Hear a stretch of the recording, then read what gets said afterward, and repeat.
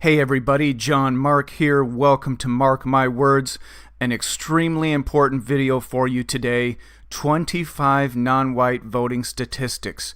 If you're a grassroots right-winger and you do not understand this, you need to understand this. And if you're a person who basically already understands this, you need to be spreading this video far and wide to Trump groups on Facebook, any kind of a right-wing group. Spread it everywhere, because if we don't get this right as the grassroots right-wing, we will not get anything else right.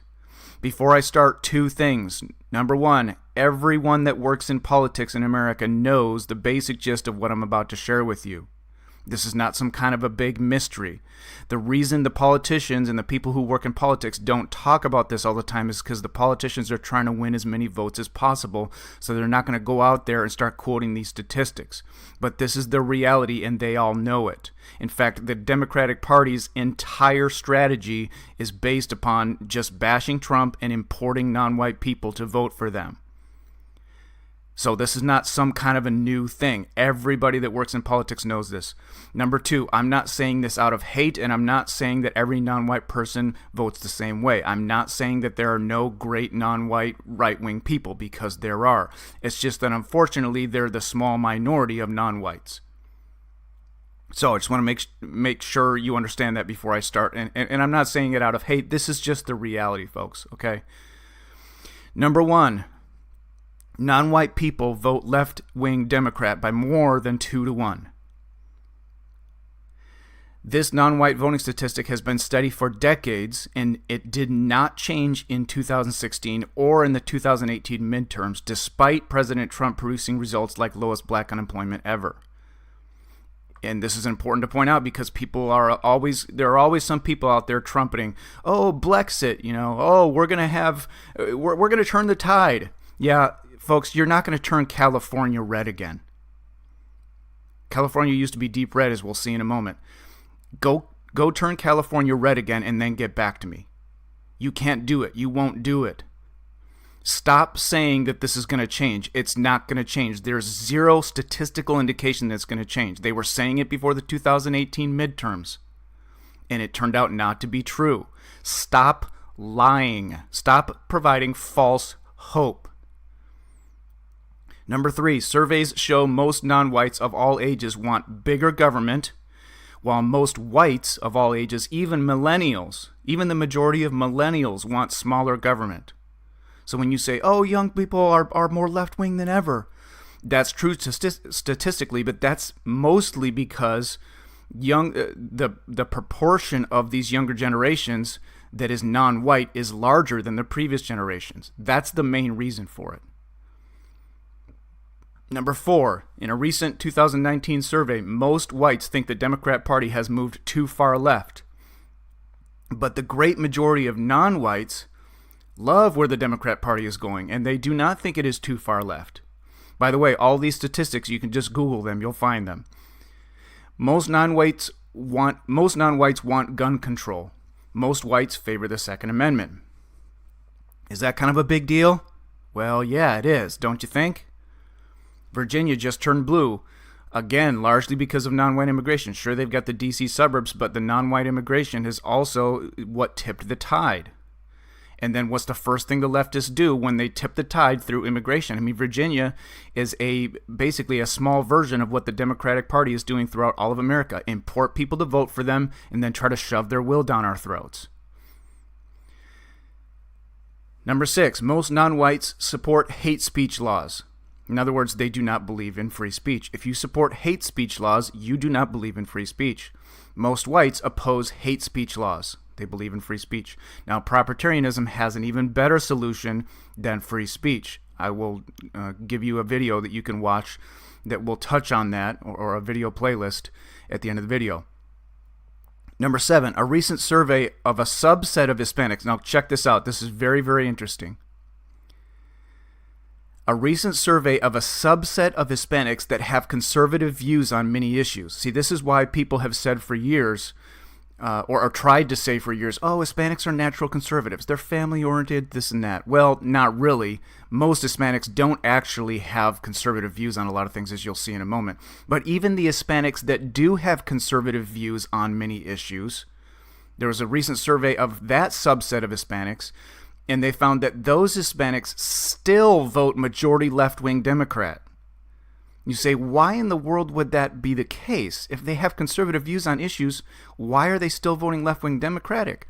It's because there's one issue in the minds of most non-white people, and you have to understand, white people of Western European descent are very strange in the world in this regard.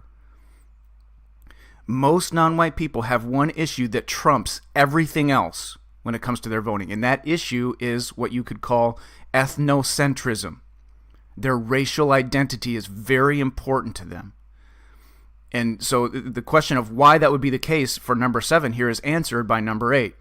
Surveys of Americans show that most non-whites, the great majority of non-whites, consider their race to be a very or extremely important part of their identity. And they identify more strongly as a member of their race than as an American. That's a separate survey. Check this out, most non-whites, a survey found this, most non-whites identify more strongly as a member of their race than they do as an American. In other words, they're very open to identity politics. Identity politics works on them because that's already their mindset. They already think of themselves more as a member of their race than as an American. Now, are all of them like that? Of course not, but most of them are. So you can see why this civic nationalist dream of, oh, we can all just be one big happy family, as long as they come in legally, that civic nationalist dream is a lie.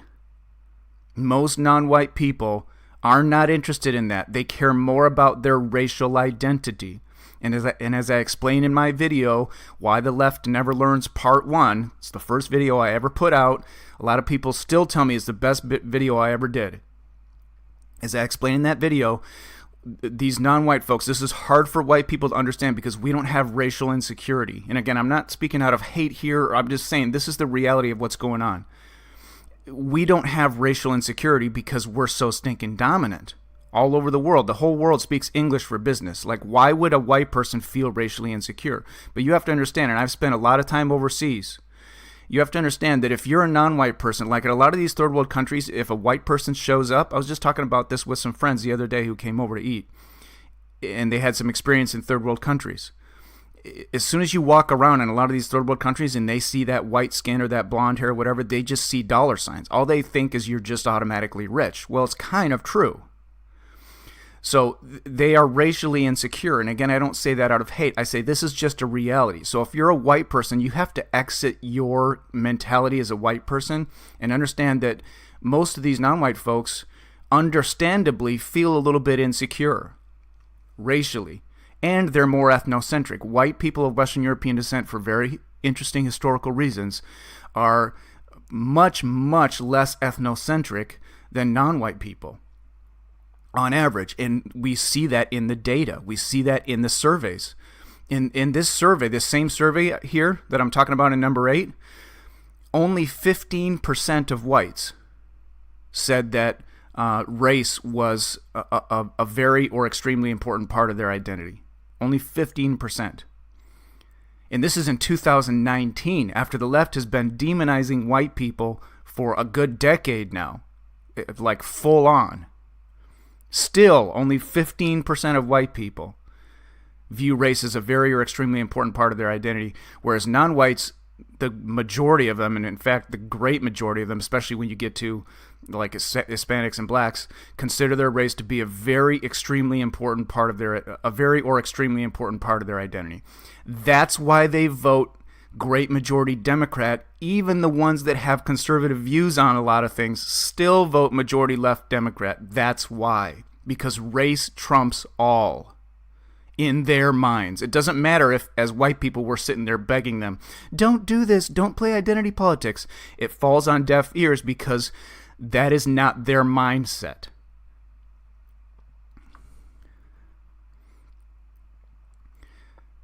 Only a small fraction of white Americans say the same. Number 9, if there were no non-whites in America, we would not have had a single leftist president in the last several decades. As grassroots right-wingers, we all know what is happening in California. Folks, if there were no non-white people in California, California would be a red state. Still, even with all the kind of crazy liberal people that are white that go there. it would still be a red state, or at worst, it would be a hotly contested swing state. The reason it's deep blue is non-white people, period. And yes, there are white leftists, but most white people are not leftist. Again, if there were no non-whites in America, we would not have had a single leftist president in decades. California used to be a red state. I just talked about that one.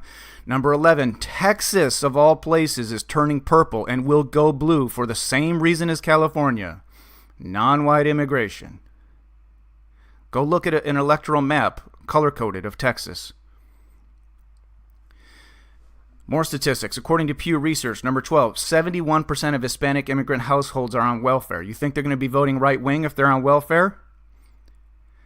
Number 13, 59% of Hispanics have children out of wedlock.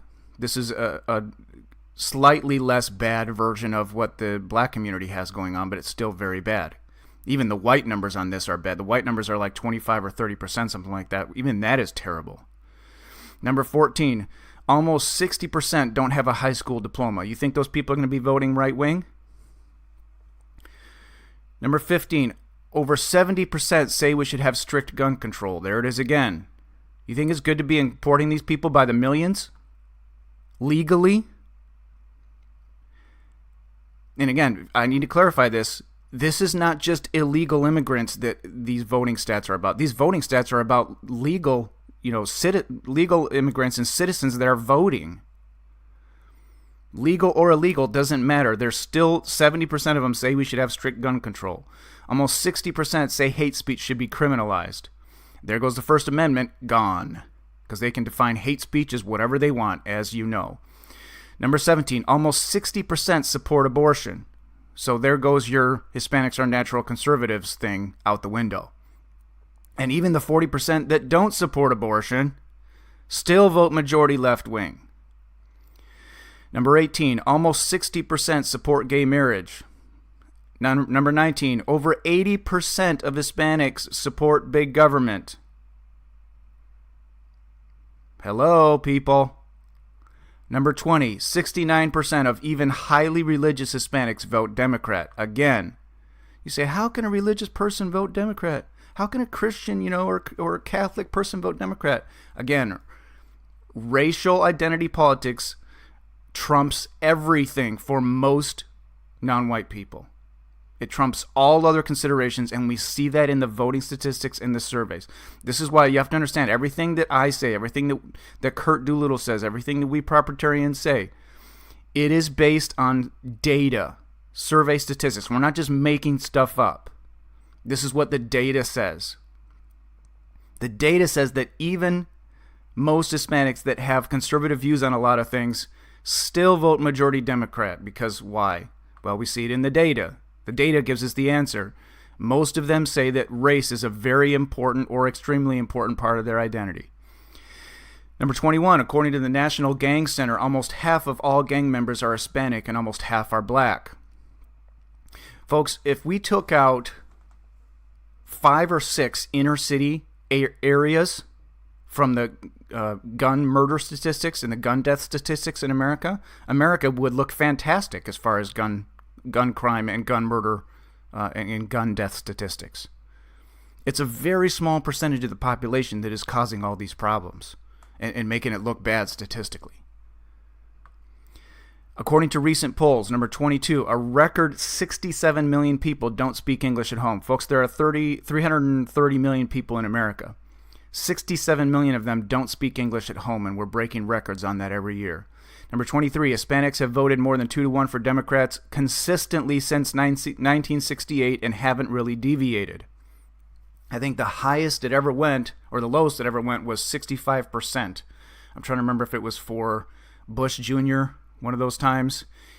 He got like 35% of the vote or something like that, of the Hispanic vote. Whip-de-doo. I mean, you're celebrating that? That's disastrous. This is a very, very consistent pattern for decades. White people, meanwhile, have voted majority right-wing in every election for decades. And to break that down further, the only group of white people that votes majority left-wing is single white women. White men and their wives vote majority right wing, strong majority right wing.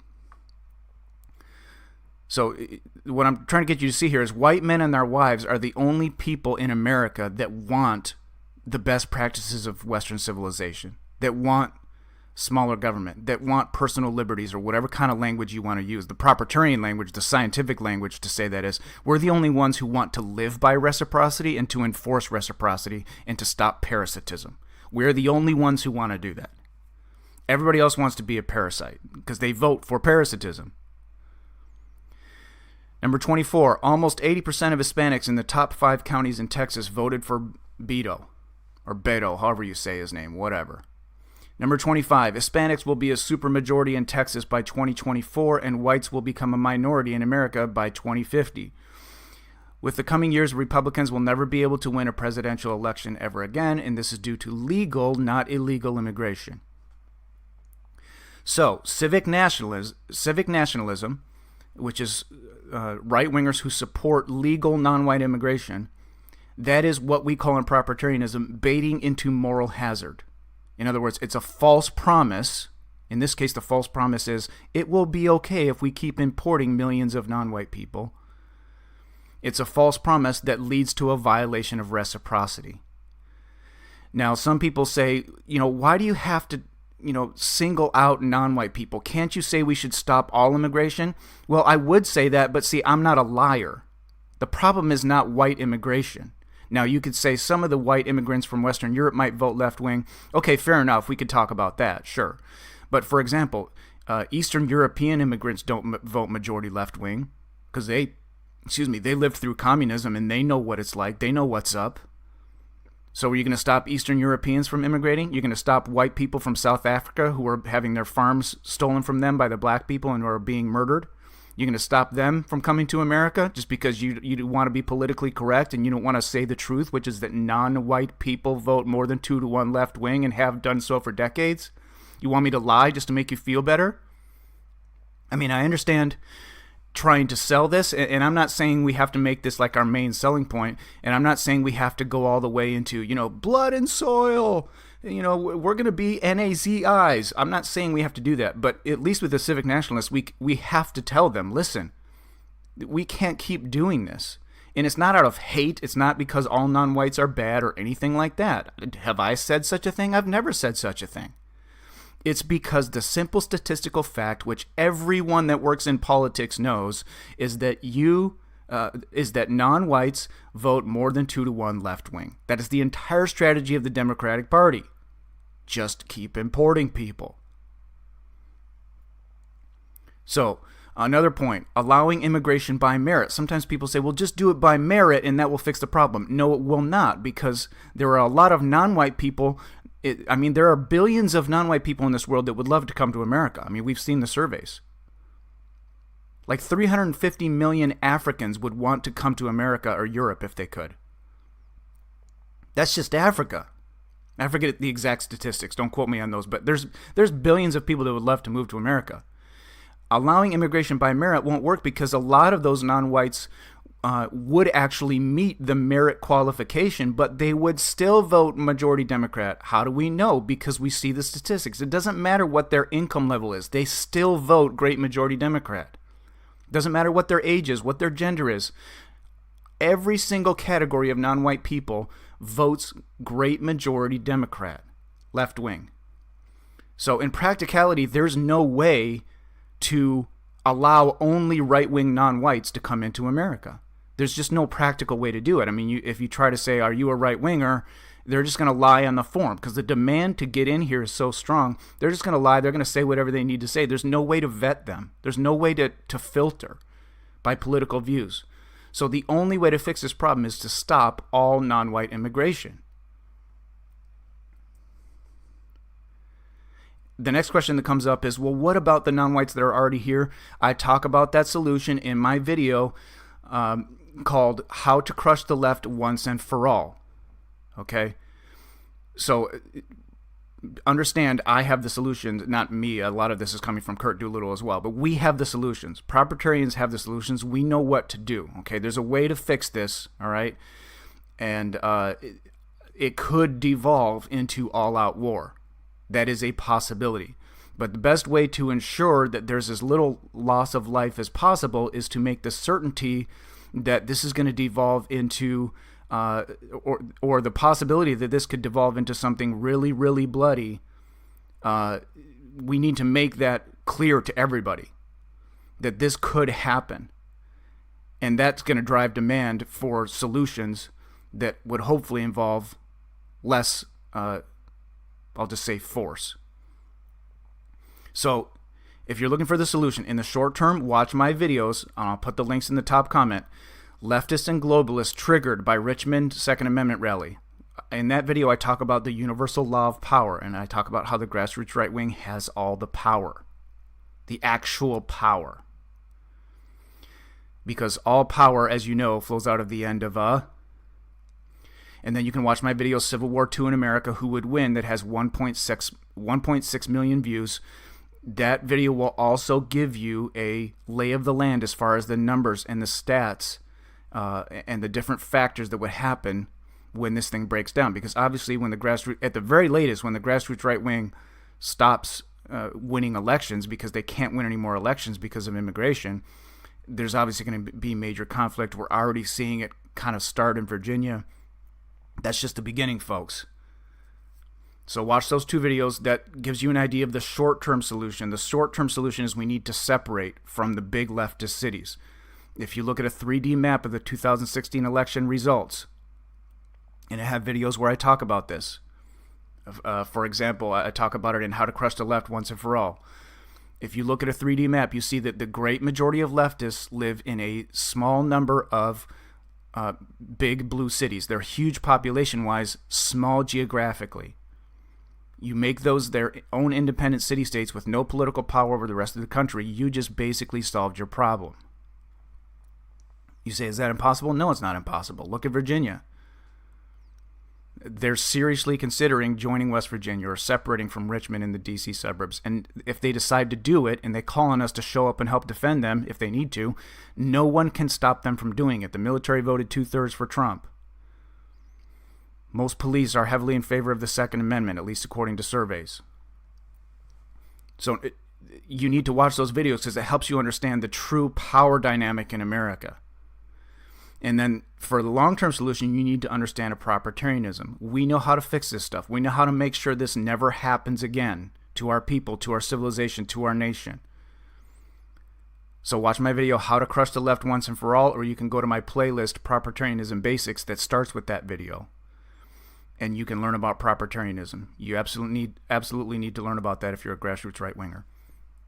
I'll put the links to those videos in the top comment. And please share this video everywhere. Grassroots right-wingers must understand this. We must exit this false fantasy world of we can all just sing Kumbaya and hold hands.